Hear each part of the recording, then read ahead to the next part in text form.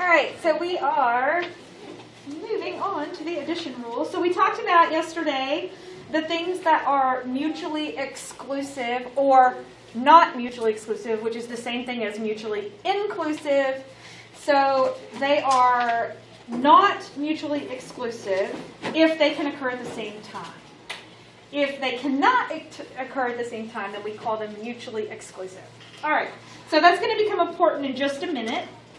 But before it becomes important, let's write down the formula for calculating probability with addition. So real quick review. Probability using the word and means you're going to multiply.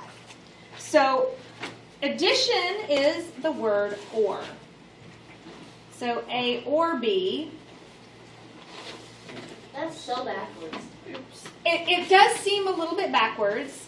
It would be A union B. That union symbol, the big fat U, that when you read it, you could read A union B, or you could read it as A or B. So remember the upside down U is and. That's an intersect. And the fat U is union, and it's or. So the probability rule for or, it's going to be probability of A plus the probability of B minus the probability of A and B. Now, when I explain it to you verbally, I think it will make sense. So let's talk for just a second about what we were saying yesterday. That you can be a high school student, you can be a college student, or you can be a dual credit student. And when you're a dual credit student, you're both a high school student and a college student. So if I said, what is the probability that a student, let's just say we were, I don't know, at the park. What's the probability that one of the students at the park is a high school student? We would give you the probability that they're a high school student. What's the probability that one of the students is a college student? And we would give you the college students. If I said, what is the probability of a student being a dual credit student? Then that's just a select group that's in the middle, right? But if I'm going to find the probability that a student is a high school student or a college student, I have to subtract off the overlap. Because if I don't, I count that person twice. Does that make sense? Because if I was going to count everybody at the park that's a college student, then I would count Julia because she's taking some weather for college classes. So I would count. And then I'm going to go count all of the weather for college students, and I would count Julia because she's taking a class at weather for college, and she's now being counted twice because she counts in both groups. So we subtract the overlap off, and that means you end up only counting those people once.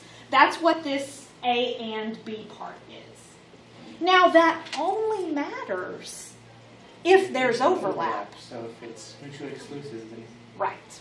So we only have to do the minus part if we have overlap, if the events are not mutually exclusive. Yes? Does the and multiply? Yes. Still? Yes, it does. Confusing. Don't let that bother you yet. We'll get to somewhere we actually do the multiplication, but before we get to that, let's just do the actual situations first, and then you won't. I promise you, it'll make sense. Now, I intentionally did not schedule the Delta Math version of this today because it will make your head spin. We're going to make sure we know how to do it before we do that.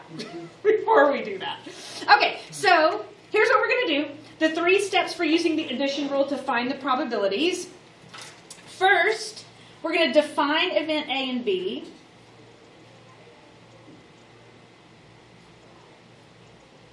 You don't have to call them A and B if you don't want to, but the reason we're calling them A and B right now is because our notation uses A and B, so we just don't want to confuse ourselves. So you're going to define events A and B and decide if they are mutually exclusive.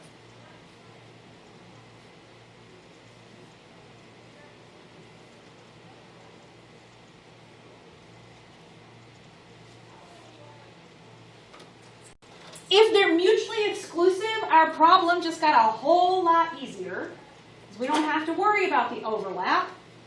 But if they're not mutually exclusive, or they're mutually inclusive, then we have to do an extra step. The next thing you're going to do is find the probability of your events.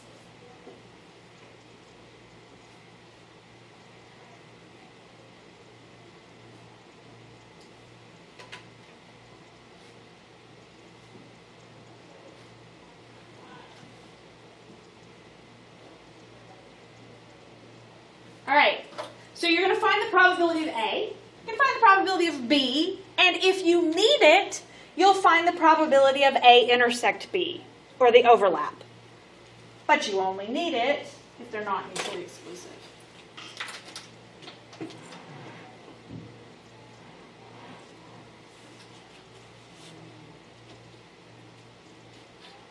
And then we can use the addition rule. Okay, so let's try it.